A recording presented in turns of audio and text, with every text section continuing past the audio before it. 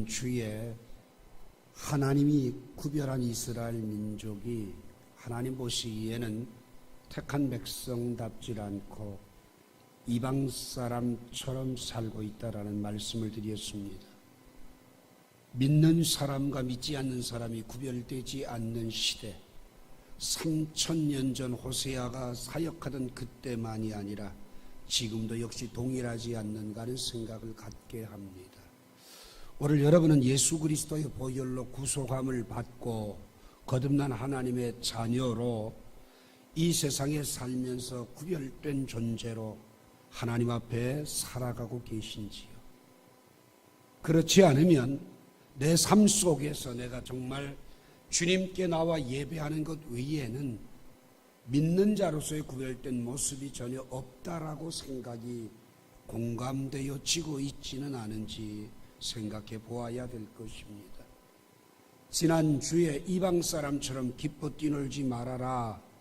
그러면서 우리들의 삶은 음액의 값을 좋아하는, 하나님을 떠나 다른 데서 즐거움을 찾는 삶을 살고 있다라는 말씀을 드렸고, 그 삶을 추구한 결과 우리들은 첫째는 수확을 상실해버리고 약속을 저버리고 그 다음 우리 자신들 먹기에만 급급하면서 예배가 무너지고 말았다라는 말씀을 드렸습니다. 오늘은 이어서 하나님께서 너희들이 과연 거듭난 그리스도인의 삶인가, 아니면 이방 사람과 다를 바 없는 너희들 스스로 믿는다고 하는 사람인가를 진단해 보는 방법으로 3절을 통하여 여러분과 제게 말씀을 주고 계십니다. 첫 번째로 5절 말씀 보게 되면 너희는 명절날과 여호와의 절기의 날에 무엇을 하겠느냐. 사실상 우리가 살고 있는 문화권에서는 여러분과 제가 가지고 있는 문화적 배경에서의 명절이 있습니다. 그죠? 그리고 우리 그리스도인들에게는 하나님의 절기 있습니다.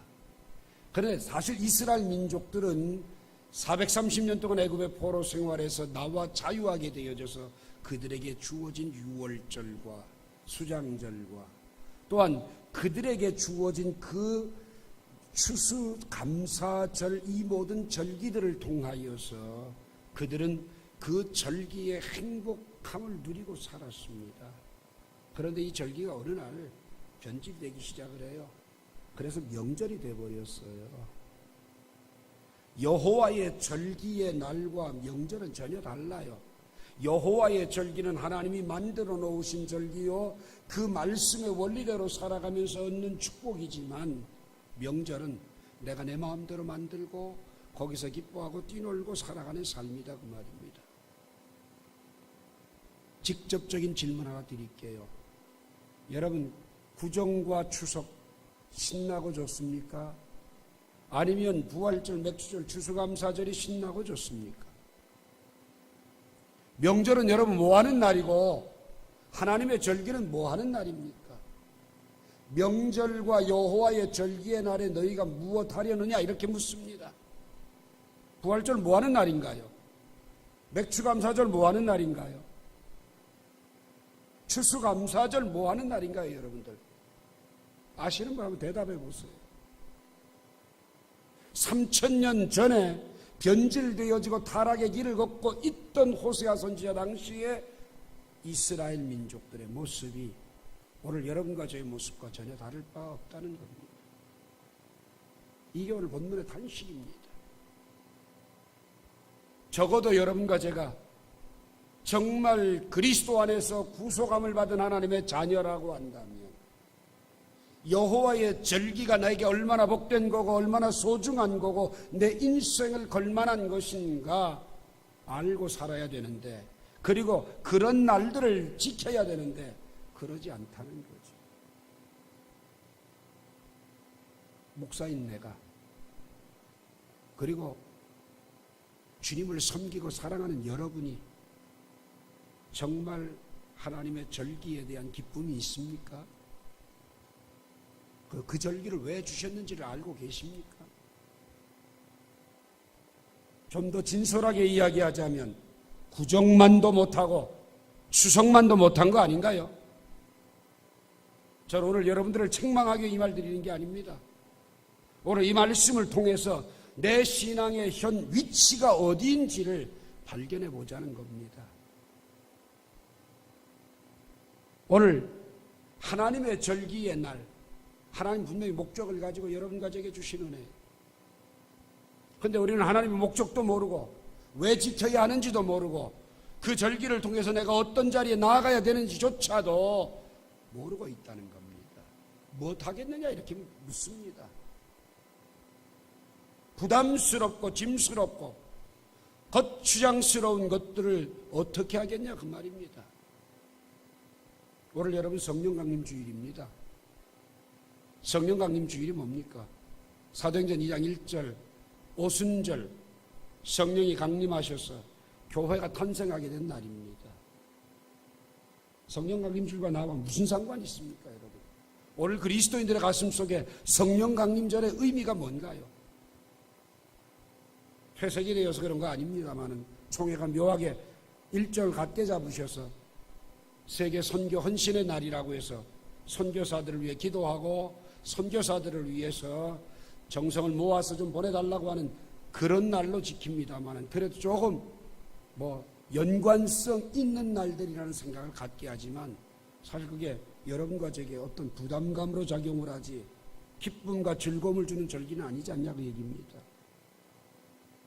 오늘 여러분 하나님의 절기가 되지 못한 것, 이게 바로 신앙이 무너진 구속 안 받은 그리스도인들의 현 주소를 혼란케 하는 요인들이 되고 있다는 사실입니다.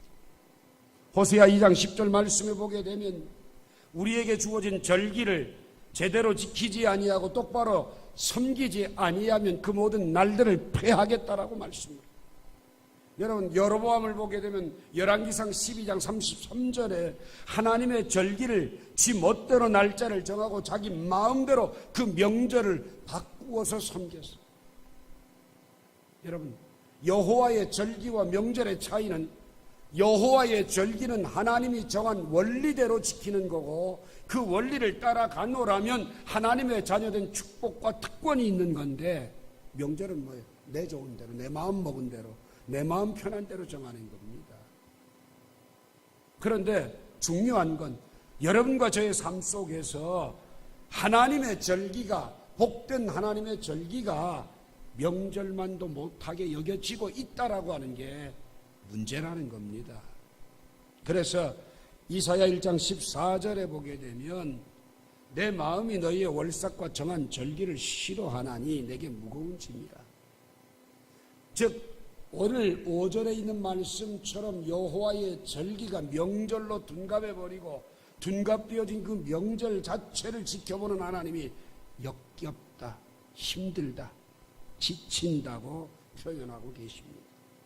그래서 아모스 8장 10절에 보게 되면 절기를 애통으로 노래를 애곡으로 변하게 한다고 말씀하고 있다는 겁니다. 그런데 사실 여호와의 절기를 명절로 만들라고 우리에게 주신 건 아니거든요. 신명기 16장 15절 말씀 보게 되면 하나님의 절기를 지키는 방법이 첫 번째는 택하신 곳에서. 여러분 근데 이 여호와의 절기와 명절이 굉장히 많이 흡사해요. 여러분 명절 되면 다 어디로 가요? 다 고향으로 가요. 한 곳에 모여요. 그죠? 대치되어지고 전략되어진 내용들을 잘 살펴보시라고 말입니다. 그 다음 거기에서 이래 동안 정한 기간 동안 연휴 기간 동안에 잘 누리고 지킵니다. 그런데 하나님은 그 여호와의 절기를 통해서 왜 주셨느냐? 복 주시기 위해 주셨다. 그러기 위해서는 온전히 즐거워하라는 겁니다. 온전히 즐거워하는 방법이 뭡니까? 내가 얻게 된 것들을 이웃들과 나누면서 그들과 함께 더불어 즐거움을 나누는 삶을 절기에 명령하고 있다는 겁니다. 물론 여러분 명절을 한번 보십시오. 정한 날짜가 되면 다 모입니다.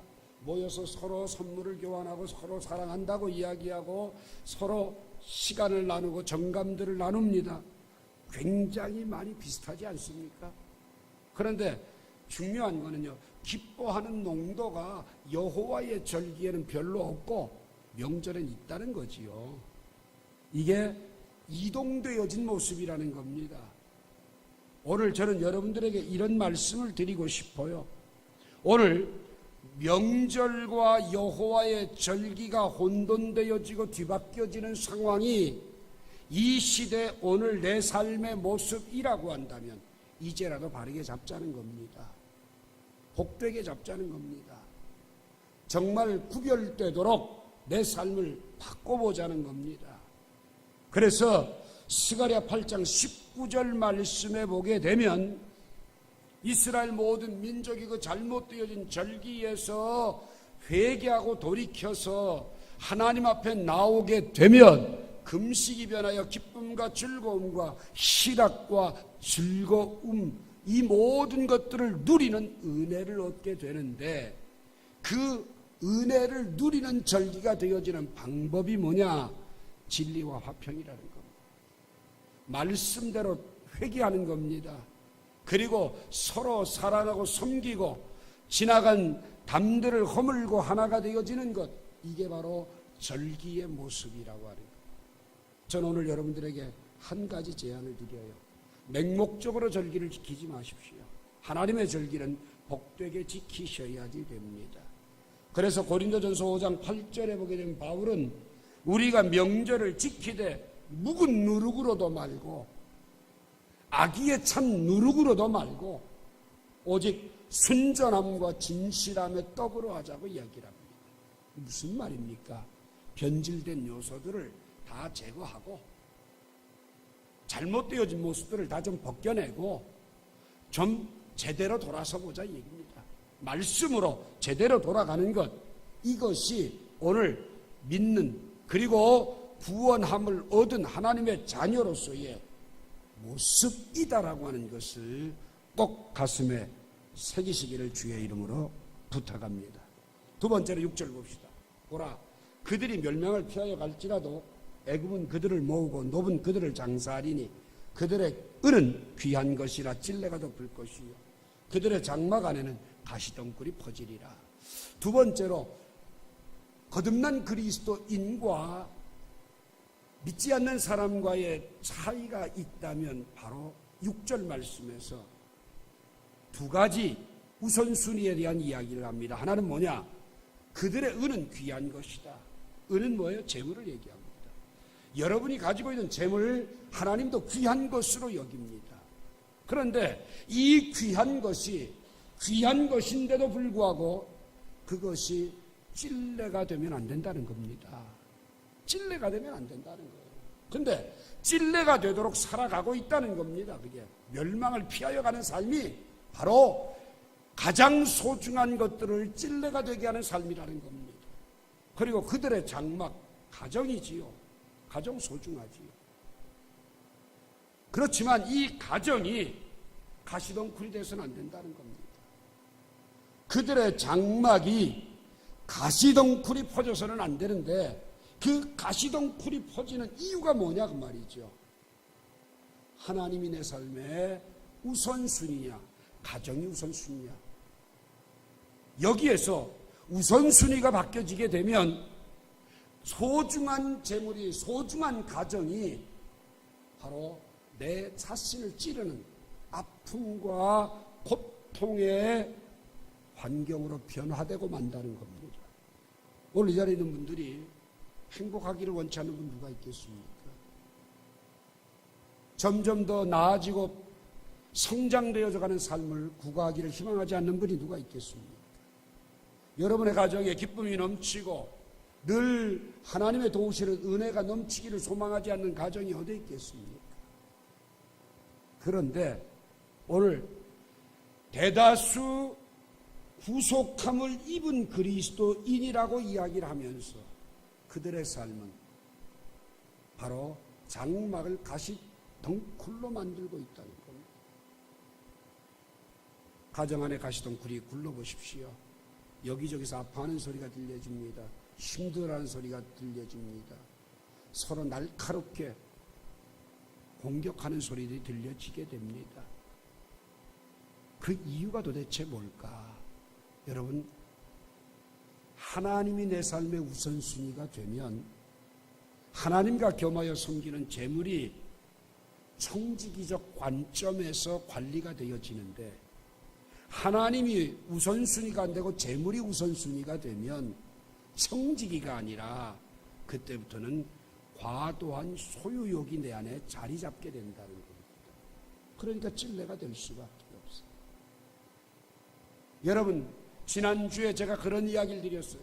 여호와께서 집을 세우지 아니하시면 세우는 자의 수고가 헛되다, 이런 얘기 드렸어요. 하나님께서 우리의 가정을 지켜주시지 않으면 우리의 가정은 행복하고 잘될고 단란할 것 같지만 반드시 가시덩굴이 군림하게 됩니다. 그게 뭐예요?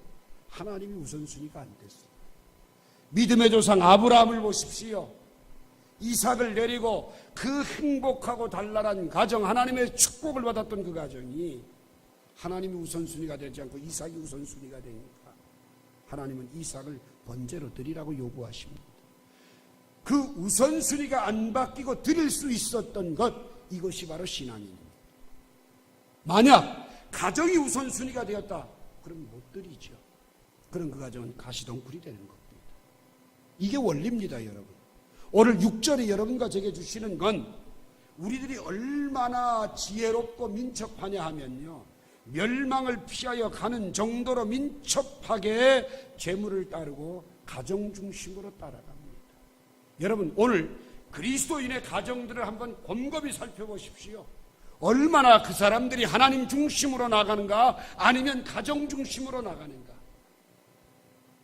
우리 가정은 하나님 중심으로 하나님이 주인 되셔서 늘 섬기며 살아가고 있습니다라고 믿음으로 고백하고 있고 선포할 수 있는 가정들이 되시길 바랍니다. 가정이 더 우선돼 버리면 그건 걷잡을 수 없는 가시덩굴, 내가 나를 찌르는 참담한 결과가 온다라는 사실입니다. 아무리 피해 가도 벗어날 수 없도록 내게 귀한 은이 찔레가 되고 그들의 장막이 가시덩굴이 되리라, 이렇게 말씀합니다. 이건 내 힘으로 할 수 없는 거라고 말입니다. 피하여 가는 건 내가 할 수 있는 한계입니다. 그렇지만 그 주어진 결과에 대해서는 피할 수가 없다라는 이야기죠. 룻기를 보게 되면 나오미라고 하는 여인이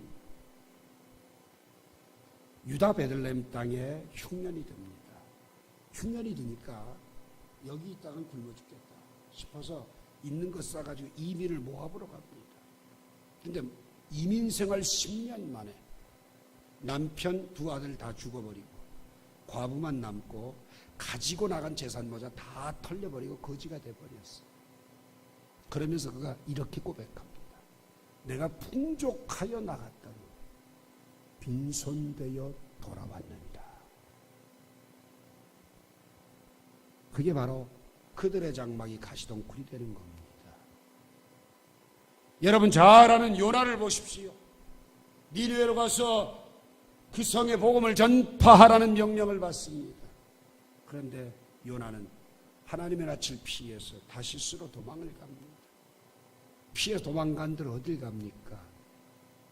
하나님의 명령보다 자기의 생각을 우선순위에 두고 따라간 결과 배미층에 고기 뱃속에 들어가 사흘길 죽도록 회개하고 결국 그는 던져진 바 되어진 존재로 니느웨에서 복음을 전할 수밖에 없습니다.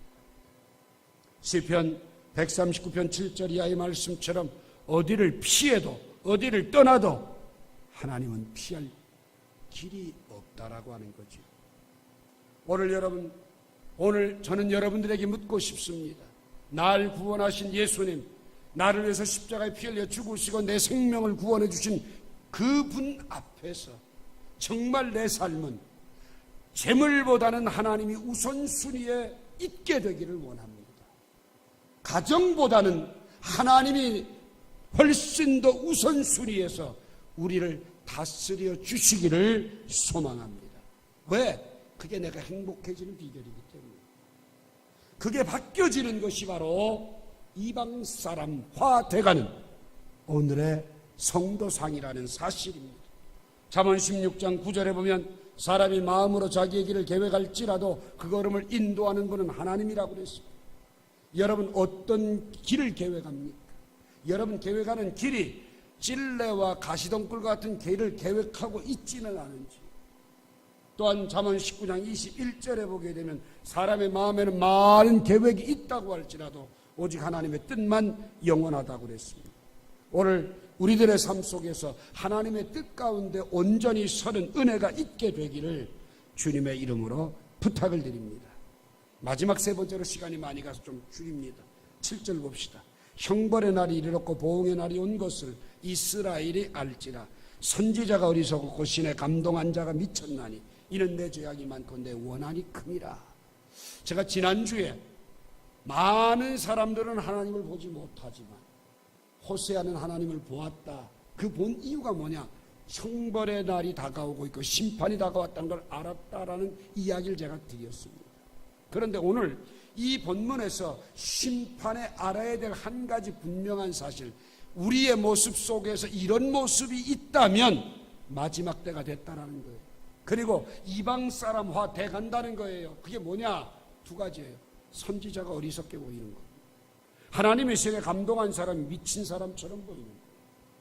근데 그렇게 보이는 이유가 뭐냐? 내 죄악 때문이라는 겁니다. 이해가 안 가죠? 자, 요즘 우리들의 현실 속에서 한번 얘기를 해봅시다. 안 믿는 사람들 모여 앉으면 교회에 대해서 좋은 얘기 합니까? 별로 좋은 얘기하는 건 못 듣게 돼요. 전부 나쁜 얘기만 해요. 그래서 요즘 사람들을 둘러 앉으면 목회자들에 대해서 좋은 얘기 합니까? 물론 목회자가 올바로 못 살고 바르게 못 사는 것 때문에 듣는 것 당연합니다. 그걸 피하려는 얘기가 아닙니다. 그러나 좋게 얘기 안 합니다. 그거는 안 믿으니까 그렇다고 그럽시다. 그 부분은 그렇다고 그럽시다. 그러면 믿는 우리는 어떠냐 그 말입니다. 믿는 여러분과 저는 어떻습니까? 교회에 대해서 아름답게 얘기합니까? 성도들에 대해서 좋게 얘기합니까? 긍정적인 생각을 가지고 복되게 얘기합니까? 믿는 나는 안 믿는 사람과 전혀 다를 바 없이 얘기하고 있다는 겁니다. 왜 그러냐 그런 얘기입니다. 이게 바로 무너진 모습이라는 겁니다. 이게 바로 거듭난 그리스도인들이 무너진 신앙적 상태라는 겁니다. 오늘 여기에서 우리는 돌이켜야 된다는 겁니다. 여러분, 마태복음 16장 3절에 보면 아침에 하늘이 붉고 흐리면 날이 굳겠다 해서 날씨는 분별할 줄 알면서 시대의 표적은 분별할 수 없는 우리들의 모습을 한탄합니다. 여러분, 조금 아까 드렸던 그 말씀은 왜 그런가? 가장 명쾌하게 여러분과 제게 해석해 주는 말씀이 고린도전서 2장 13절에 나와요. 여러분, 여기에 보게 되면 뭐라고 그러냐? 영적인 일은 영적으로 분별이 되는데 육신에 속한 사람은 하나님의 성령의 일들을 받지도 않지만 그것들이 그에게는 어떻게 보여요? 어리석게 보인다는 겁니다. 그뿐만 아니라 알 수도 없고 분별되지 않기 때문이다라고 못쓸바가 얘기합니다. 이 말씀을 우리들의 잣대에 갖다 댑시다. 여러분과 저의 삶에 갖다 대봅시다. 분명히 내가 예수 믿고 구원받았는데 하나님의 자녀가 됐는데 지금 내 살아가는 삶은 예수 없이 살아간다. 육에 속해 살아간다는 거예요. 육에 속해 살아가니까 선지자가 어리석게 보이는 거예요. 육에 속해서 살아가다 보니까 하나님의 신에 감동된 사람이 미치게 보이는 거예요. 근데 그 요인이 가장 주된 게 뭐냐? 내 죄악이 많고 원한이 크기 때문이라는 거예요. 그 말씀이 바로 육에 속한 사람이라는 뜻이랍니다. 그렇다면 오늘 이 말씀 속에서 우리가 뭘 알아야 됩니까? 아하, 오늘 여러분과 제가 정말 그리스도 안에서 새로운 피조물이 되었고 하나님의 성령으로 변화되고 새로운 삶을 살아가는 믿음의 사람이라고 한다면 이제는 난 어떻게 살아야 됩니까? 어떤 모습으로 살아가야 되냐고 말입니다. 여기에서 우리는 한 가지 기억합시다. 빌립보서 1장 10절 말씀처럼 지극히 선한 것을 분별할 줄 알아야 됩니다. 진실하여 허물없이 그리스도의 날까지 이룰 수 있어야 된다라는 겁니다. 오늘 여러분과 제가 안 믿는 사람들이 교회를 향해서 비판적 시각으로 던져지는 그 메시지에 공감을 던져도 안 되고 공감해서도 안 된다는 겁니다. 그건 왜요? 성역이기 때문에 아닙니다. 그게 아닙니다. 오늘 내가 육에 속할 때에 나오는 현상들이기 때문에 하나님의 성령에 속한 사람, 성령의 은혜를 힘입은 사람다운 삶을 살아가며 보여주는 것이 빛이요 소금이라는 겁니다.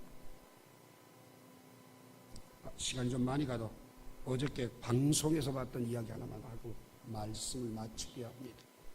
알리바바 회장이었 중국의 마윈이라고 하는 젊은이입니다. 이 사람은요, 굉장히 불운한 가정에서 태어났고 너무 배우지도 못했습니다. 학력이 초등학교가 전부 다라고 합니다. 그런데 살 길이 없어서 자기 동네에 이제 소위 서호라고 하는 그 항주 쪽에 관광지가 있는데 그 관광지에서 자기가 뭘 하면 될까 생각하다가 외국인들이 많이 오니까 거기 가서 그들을 쩔쩔쩔쩔 따라다니면서 그들과 말을 배우기 시작했답니다. 왜? 자기는 환경과 모든 여건이 중국에서 살아갈 수 없습니다.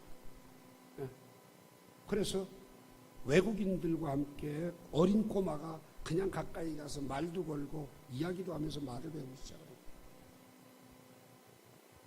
근데 그분이 참 소중한 것, 제가 그분이 크리스찬 아닐까 하는 생각을 가져봅니다만 소중한 건 뭐냐면요, 단 한 번도 남들이 아무리 불평을 하고 아무리 싫다고 해도 부정적으로 생각해 보질 않았어요.